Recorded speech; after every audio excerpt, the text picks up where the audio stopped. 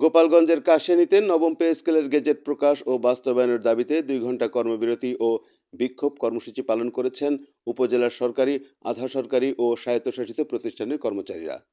সোমবার 2রা ফেব্রুয়ারি সকালে উপজেলা পরিষদ চত্বরে বাংলাদেশ কর্মচারী সমন্বয় পরিষদের উপজেলা শাখার আয়োজনে বাংলাদেশ সরকারি কর্মচারী দাবি আদায় ঐক্য পরিষদ কর্তৃক ঘোষিত কর্মসূচির আলোকে কাশিয়ানী উপজেলার সকল দপ্তরে কর্মচারীদের সমন্বয়ে এ বিক্ষোভ কর্মসূচি পালিত হয়।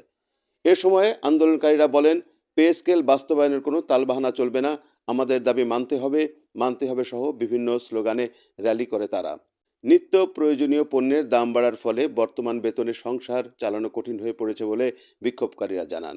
আমাদের দ্রব্যমূল্যের দাম যেখানে 15 সালে যে দাম ছিল সেখানে এখন 3 গুণ 4 গুণ হয়ে গেছে। তো এখানে আমরা মাসের 15 দিন চালাতে পারি না। 15 সালে আমরা যেভাবে চলছি এখন 26 সাল, সেভাবে তো সম্ভব হচ্ছে না। 15 তারিখের পরে আমাদের কিভাবে আমাদের ছেলে মেয়ের শিক্ষা চলবে, আমাদের জীবনযাপন চলবে।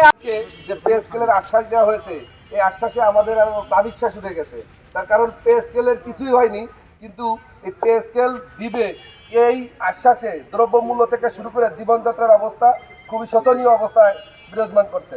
আমরা চাই যে পে কমিশন যে রিপোর্টটা প্রদান করেছে বর্তমান ইন্টারিম গভর্নমেন্ট আমাদের সেই গেজেটটা দিয়ে আমাদের এতদিনের যে আন্দোলন এবং আশা আকাঙ্ক্ষা আছে সেটা পূরণ করবে।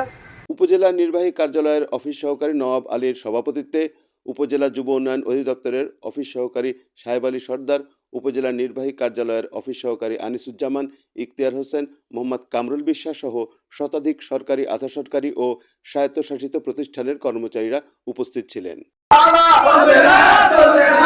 আমাদের দাবি